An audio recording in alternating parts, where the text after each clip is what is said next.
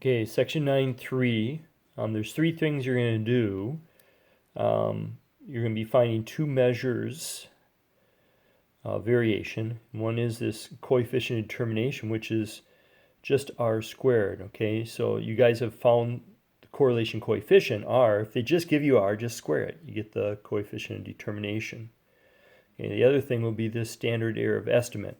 Really, when you find this, it's really to use in a formula.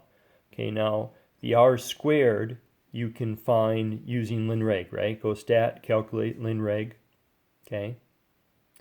And standard error estimate, okay, you can use your calculator to find that too. Okay. You go to stat, test, linreg t interval. Okay, and when you do this, okay, it looks like you have to put in the confidence level. Well, it can be anything. If they don't give you anything, you don't need one. You can have it anything you want, and you can run get the interval, okay, which is not the interval we need later when we get into the finding an interval. But when you go on there, S sub e, the standard error of estimate, it will just show up as S. The other thing you're going to find is a prediction interval, okay? And they have this in the book. So what you do is you need to find y hat, and you need to find e, because what you'll do is you'll add e to y hat and subtract it from y hat to get your lower and upper bounds of your interval. Okay, what is y hat? It's just a point estimate. And what's it from? It's from y equals mx plus b, that linreg regression equation. Okay, we'll do that in a little bit. And then E, margin of error, you get from, and this is the fun part, you get that from this formula, which the calculator will not do for you. You have to do it. Okay, so r squared you can find on your calculator, or just by squaring r. S sub e you can find on your calculator, but e, you got to use this formula. So to go run through all this, we're going to use examples number 2 and 3 on page 516 and 518. Okay, so here's what you can do, and you could stop the video and enter all these numbers in list 1 and list 2.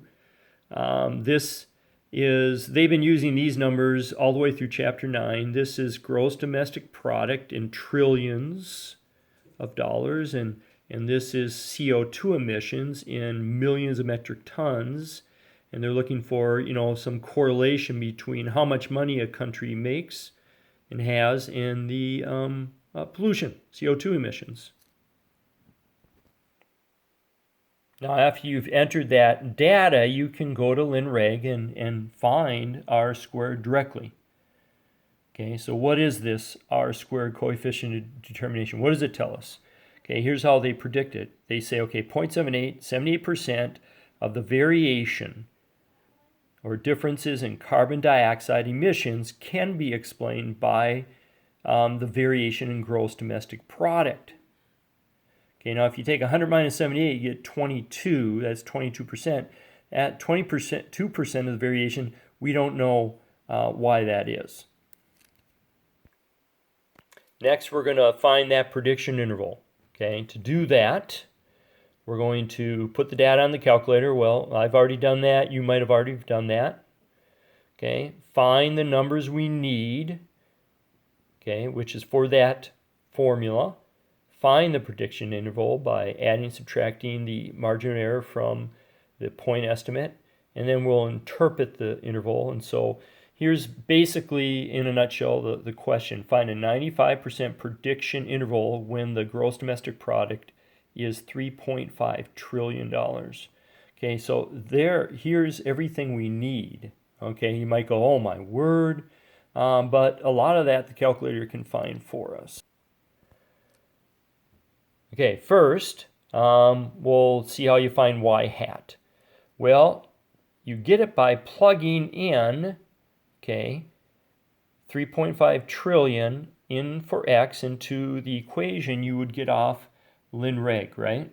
So you put your data in, you go to LinReg, you go to stat calculate LinReg, you come up with this linear regression line. You put in 3.5 trillion. This is your X naught. Okay, you're doing prediction interval for this amount of money. They give this to you. Okay, when we calculate that, we get about this many million metric tons. Okay, so there's y hat.